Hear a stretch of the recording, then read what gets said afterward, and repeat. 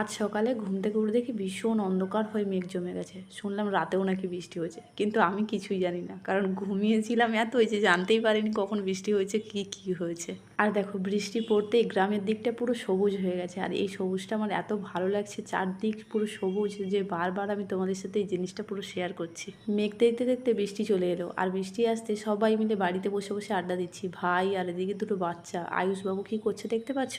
তারপর বলো, তোমাদের বর্ষাকালটা কার কার ভালো লাগছে, কে কে এনজয় করছে এই বর্ষাটা? আজকে আমাদের দুপুরে খাওয়া দাওয়ার মেনুতে থাকছে সজনে পাতা ভাজা।